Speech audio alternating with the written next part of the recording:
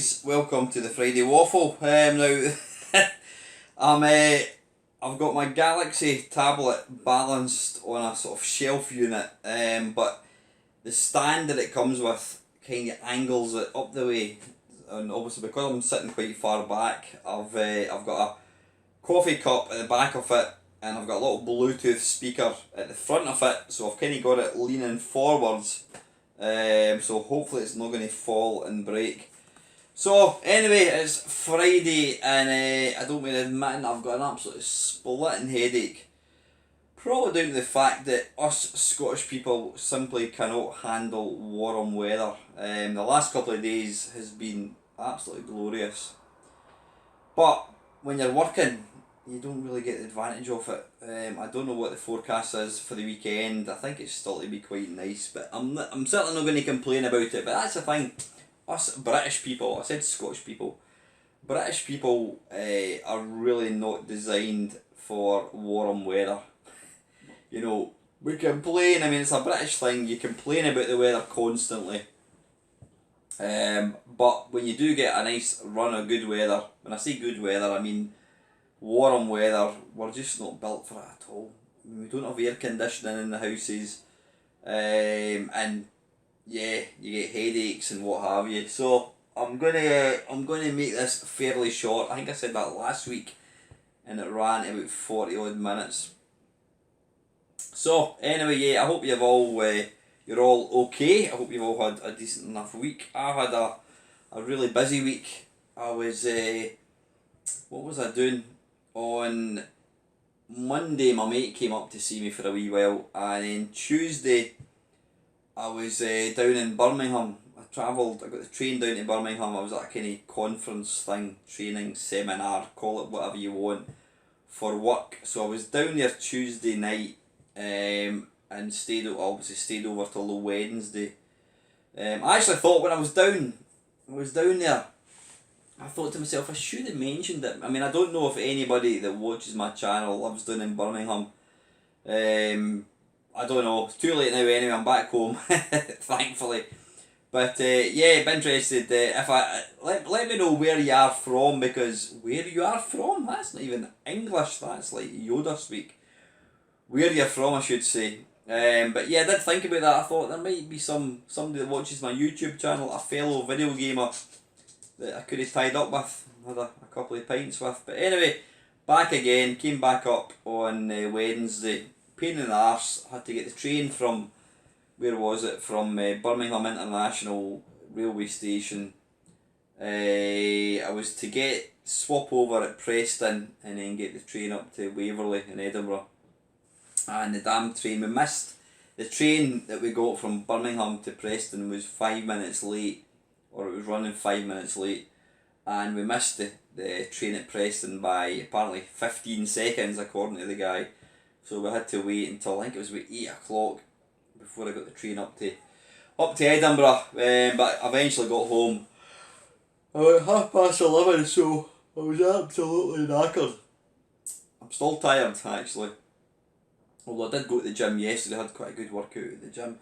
So aye, that's been it. Not really been very much gaming, though. One thing I did get today, been looking forward to playing it for a wee while. I've had one shot of it, and it's Virtua Racing on the Switch. Now I'm going to do a video of both that and also Outrun.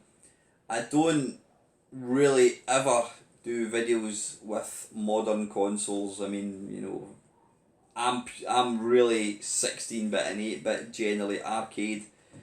I do on occasion will feature a more up-to-date console if I feel that it's kind of not even retro based. If I got a game that I absolutely loved, then I would 100% quite happily do a video. I'm not one of these people that's, you know, anti modern games. You know, I'm all about video games, and if a game happens to be brand new and really good, then I will tell you about it.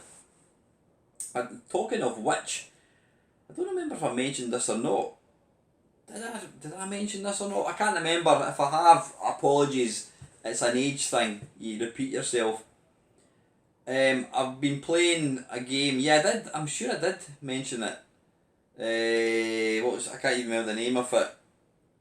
A Way Out. I think I did mention it last week. Yeah, it's a multiplayer game by EA. You start off in a prison. Yeah, I did mention. I can remember now talking about it. But yeah, my daughter and I have been playing that, really enjoying it. But Virtua Racing and Outrun on the Switch are just absolutely magnificent. If you've got a Switch and you're into old style games, especially Outrun and or Virtua Racing, you've got to go and buy them. Like I says, I'm going to do a video showing them off because it's, to my mind, they are the best home versions that you're ever going to get to play. Thing about Outrun and Virtua Racing, yeah, you can play them in MAME, but they don't really play that well because they play okay, but you really need analog controls, and obviously the Switch has got that. So anyway, I'm not going to talk any more about it. I will be doing a separate video looking at both of these. So that's been it, really, gaming wise this week. Like I said, I've hardly been here. I've been away, down in Birmingham for a couple of days. What have I got planned for this week? I've got park run in the morning. I've got a couple of friends coming up tomorrow night. They're coming up for a meal. I'm not making it. My girlfriend's very kindly offered to make it. Yeah, that's kind of it. That's my plans for the weekend. I'm hoping to get out for a decent run on Sunday. Now, I've actually, talking about running, I've been running, I wouldn't say on and off, I've been running virtually consistently since about April 2010. I did do a bit of running before that when I was a teenager, but my serious running started in 2010.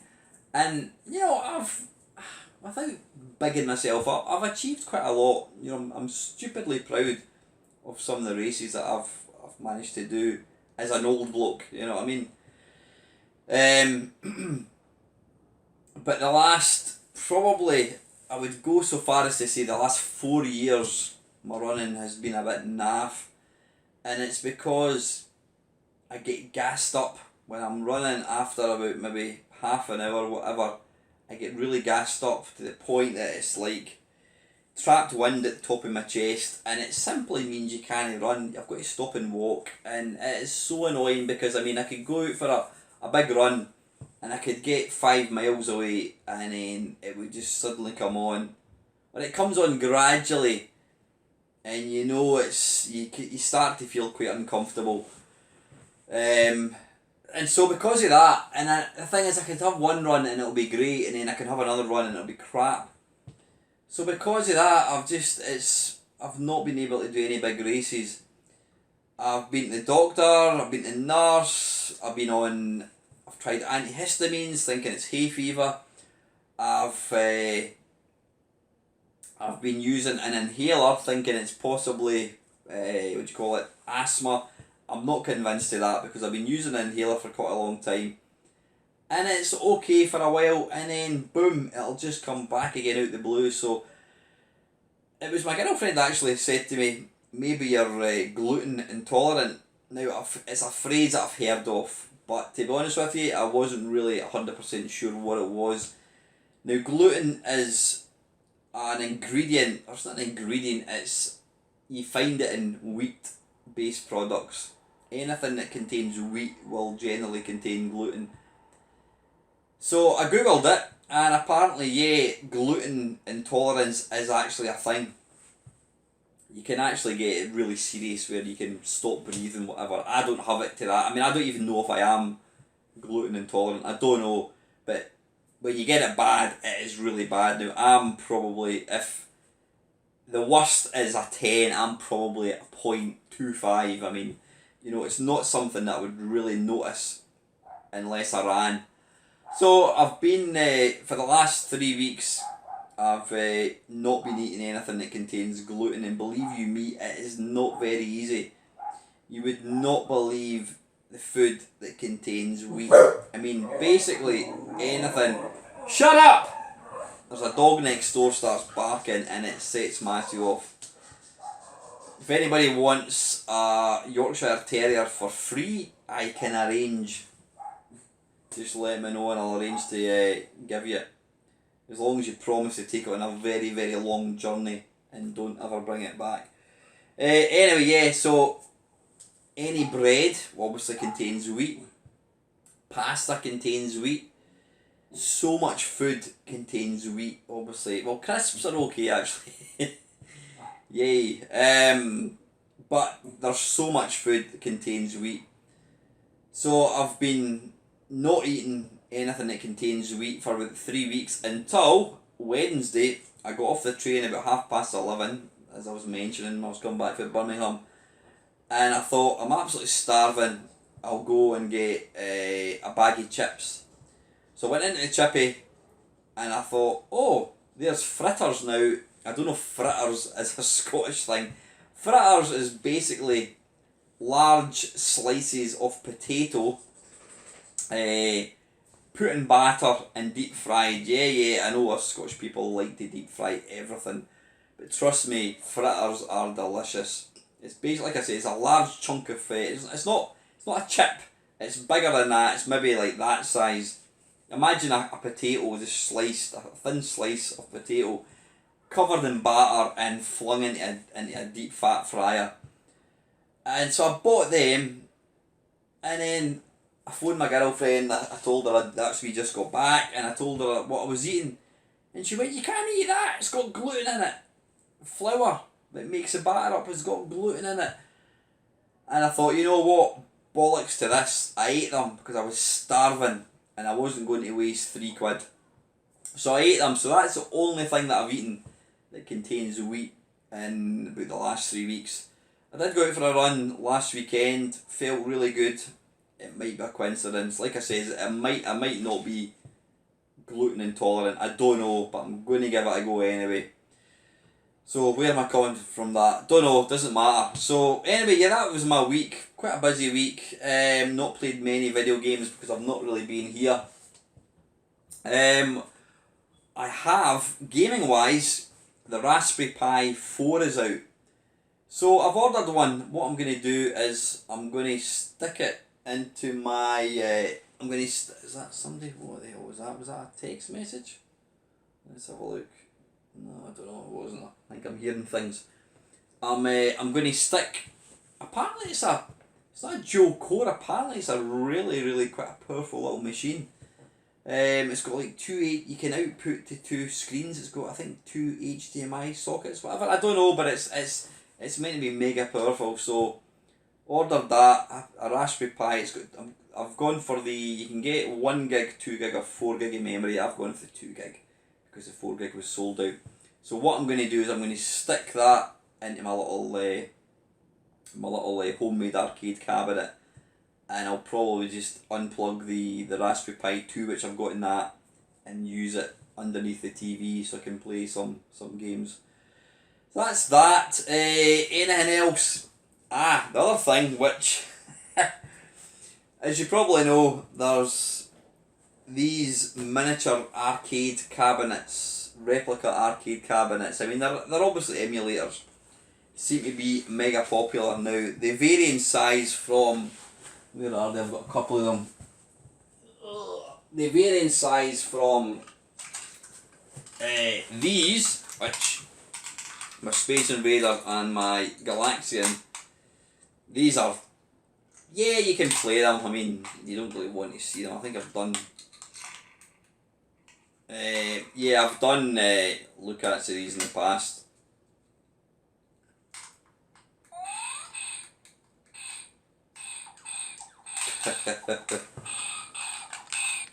There you go, there's Space Invaders. I mean, they are... Right, let's start this.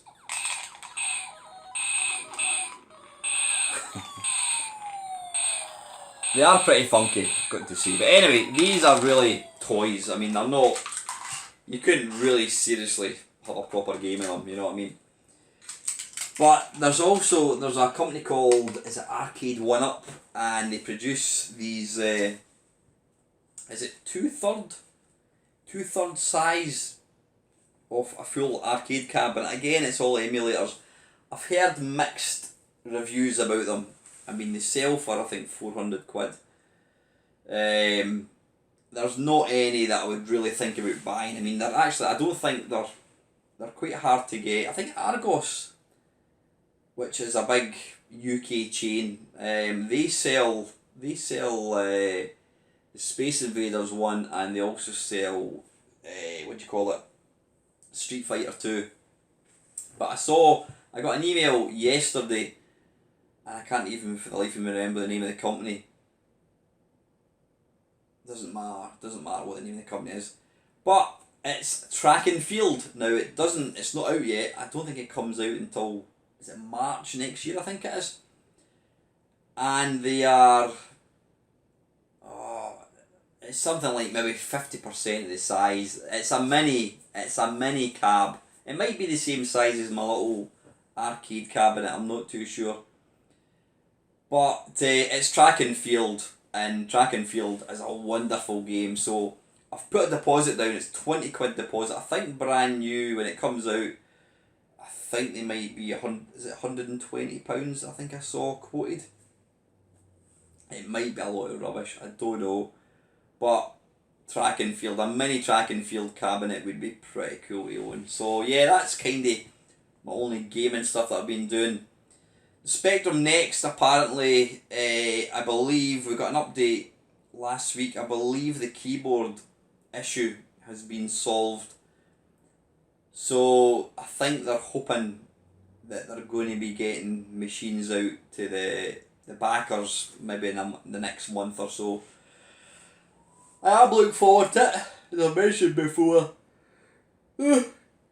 Spectrum Next it's the first brand new computer that I've owned for a long time since I got the Commodore Amiga. So you're talking, I don't know, 1989, something like that. So it's about 89, 99, 2009. You're talking 30 years. It's the first brand new computer. I'm not including consoles and I'm not including PCs in this. You know, it's like the first new computer that I'm going to have owned.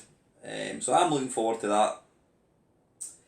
Panther UK, Chris, he sent me a message yesterday, I think it was, making me aware of you've heard of the Commodore 64 Mini. Well, it's not called the Commodore 64 Mini. You can't use the word Commodore. The 64 Mini. I've got one of them, a little dinky machine. It's a really nice thing, and I'm right behind these kind of things because it basically means that people who have maybe never owned a C64 or don't own one now. I mean, how many people own an original C64? Not many. I'm a big fan of these mini machines because it allows people to play these old machines on modern TVs, because a lot of them were SCART. You can't get a SCART TV anymore. I mean, not that I'm aware of. I don't think any new TV has SCART sockets. Probably not for a long time. So these little mini devices allow you to basically plug it into a brand new TV, you know, your LCD TV with a HDMI input. So yeah, the C64, the C64 Mini it's called. It's a really nice thing. I have done a video of it. You can do a search for it. The one thing I don't like about it is A, the keyboard doesn't work, and B, the joystick is quite frankly pants. It really is. It's an awful joystick. But anyway, Chris was telling me there's a new full size 64 coming out. I was going to say the C64 Mini. It's a full size one. Apparently, it also runs VIC-20 games, because at the end of the day it's going to be an emulator, I would imagine. It's going to run VIC-20 games, which would be great, because although I've got a VIC-20, I have got absolutely no way at all of loading a game. So although I've got a VIC-20, I've never played a game in it. So yeah, the 64, the C64, whatever it's called, I think it comes out September possibly. I mean, it's going to be one of these things that's going to be readily available, you know what I mean? I think Chris has pre-ordered it. I'll probably wait to see what it's like I did with the C64 Mini, and then maybe pick up one. But I mean, I've got two Commodore 64s. It's down there. I've got the, what do you call it? The cartridge, the Ultimate 2 cartridge, and it is the best C64 you could ever want. It's got the, it's literally got the ultimate cartridge. Loads tape games. It loads cartridges. It loads discs. It loads SID tunes.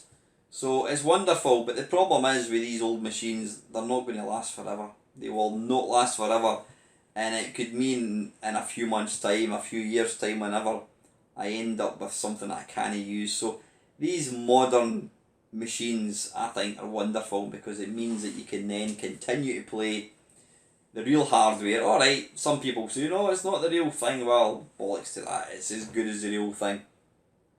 And if it means that you can plug it in to your 80-inch LCD TV, then it gets 2 thumbs up from me.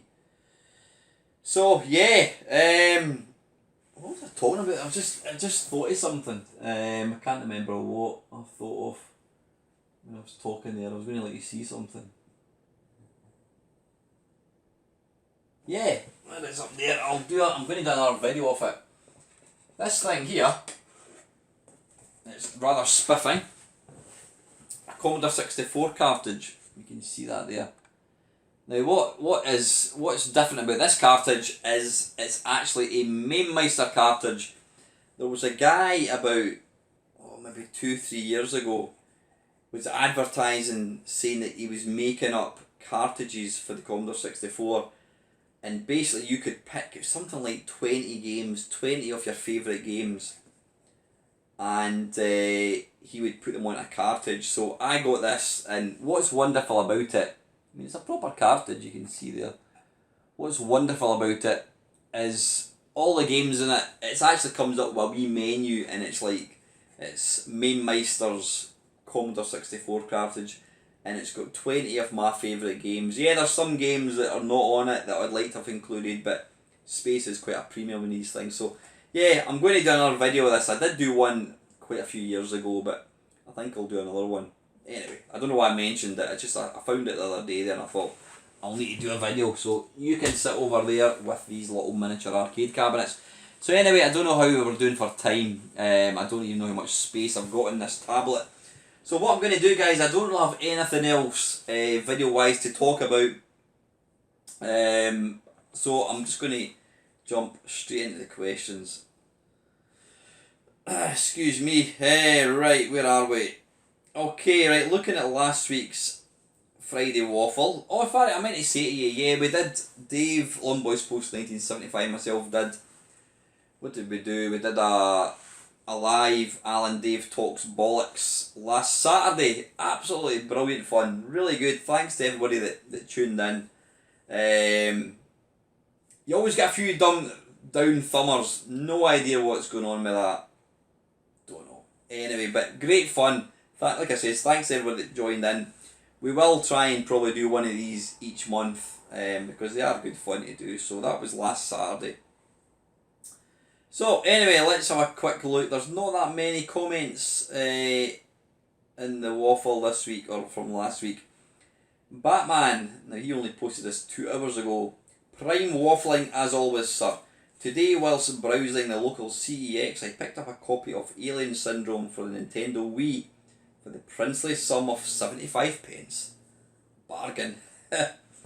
Alien Syndrome is one of my favourite underrated coin ops, and I enjoyed playing it in all the conversions that were around at the time. I haven't had a chance to try this semi-modern remake, but it occurred to me that there could be a subject for the waffle. Is this, so here it is. Are there any modern remakes of old classics that you have enjoyed? For me, I quite enjoyed the Midway reboots of Spy Hunter from a few years back, but nothing else springs readily to mind. As ever, your thoughts on this matter are most welcome. I'm going to put that over there. I wouldn't say I'm not a fan of remakes, but the remakes of games that I liked back in the day, I can't say there's any that really I would say are better than the original, or even really worth playing. I mean, Spy Hunter, I think it was a kind of 3D type version. I've played a sort of more modern remake of Robotron 2084. I played it on the N64. It was a kind of 3D, pseudo 3D version. It was alright, but it's not a patch on the original. But you're talking about kind of modern, when you say modern, maybe on the last 2 or 3 generations. I did play Bionic Commando on the Xbox 360. It was alright. Here's the thing. If you play a game, if a game was made for an 8-bit machine that had maybe 64k memory or less, and it was obviously going to be 2-dimensional, it's the game, if you make a modern reboot, whether it's a kind of 3D version or whatever, it's going to be completely and utterly different from the original. You know, it might have the same storyline, it might have the same, I'm going to say same graphics, it might be the same idea, you've got to kill things, whatever, but it's never going to be the same. So yeah, Bionic Commando, they went from a 2-dimensional scroller made by Capcom, and they turned it into a third person, or is it a first person platform type game, like any of the other games that you get for that. Anything else I can think of? There's been a few, but I can't remember off the top of my head. When I was actually reading the question out, I was thinking a few. Can't think of any. I mean, even like Street Fighter and that, Street Fighter's now evolved into this. I wouldn't say it's 3-dimensional, but it's completely different from like the original games. But I can't think of any. Alien Syndrome. There's been a few. There's one that I played that tried to kind of stick to the same formula as the original, and that's Strider. There was a version of Strider that came out it came out in the Xbox 360, I think it was. Or was it the PlayStation 4? Maybe it was the PlayStation 4 actually. I think it was, now that I mention it. And again, they tried not to change it too much. They were sticking to the sort of 2-dimensional, but they've obviously super enhanced the graphics and the sound. Was it as good as the original? Nah, not at all. I mean, as a standalone game in its own right, it's pretty good. I'll tell you one game that I did like, and it's because I've not really tried to change it too much, and that was Sonic. I can't remember what it was called. It came out in the Switch. I've also got it in the PS4. And what they've done is they've retained the same graphical style, but they've kind of, what's the word for it? They've kind of puffed it out. They've puffed out the gameplay. They've added extra things. Graphics are similar. They've made them slightly nicer looking, but they still retain the sort of old school Mega Drive look. They've expanded on the sort of the actual levels. There's more things than that to do. So that's really nice, but in the main, I'd probably say I'm not a fan of these remakes. I'm not saying that the remakes aren't good games in their own right, but are they better or as much fun as the originals? For me personally, nah, they're not. But anyway, some people do enjoy them. I don't think I've actually played Alien Syndrome, the new version. Right, anyway, thanks for your question, but Alan, GPD Films, what was I talking about? I was showing off the Elite Box last week. Alan was saying that the Spectrum users got even more in the Elite Box. They also got a lens lock tool. Actually, Commodore owners locked out there. Navigating the lens lock security was a right pain in the arse. Yeah, I think I can remember that. Was that the wee thing that you hold up to some coloured bars? Colin Jones, I've recently finished 7 days in a row at work, so have been letting YouTube videos slide. Add that to the weather and the new Harry Potter AR game. Never seen that. And I'm not spending much time at the computer at all, but the Friday Waffle is still a must watch. And I'm glad I did, because I will be here at 20 hours tonight for the live stream. I pre-ordered Elite on disc for the Commodore 64 from HMV, one of the best 8-bit games ever. The original Spyro trilogy on the PS1 is the only game I play in the PS emulator. To me, it's the best game produced on that platform. Reignited plays very similar to the original, but with far more detail in the graphics, and you can choose between the original music and reworked for this version. Yes, it's good. No question this week due to short mind, but if I do think of one, I'll edit this comment. Anyway, Colin, thank you very much, Squire. Down the rabbit hole, Kev, thanks very much for the shout out, Alan, from a batshit mental channel. Sorry, I wasn't trying to insult you at all, Kevin. That was my kind of backhanded compliment. You know, you do a bit of everything. I never actually did put the link to Kevin's channel. I'll try and remember to put it down below. So please go and check it out, and if you like it, subscribe. As always, Kevin's got a couple of questions. Hi Alan, some new questions for your end of June waffle. My sister asked me recently, when will I know I have all the retro games I want? Will a day come when my list is complete and I confess I'm already sort of there? How about yourself? I think for me, Kevin, as I've always maintained, I don't collect games. I don't really buy original games unless it's also a modern console. I'm quite happy to play games using, you know, an EverDrive cartridge, an SD thing. So I've pretty much got all the games that I would ever want to play.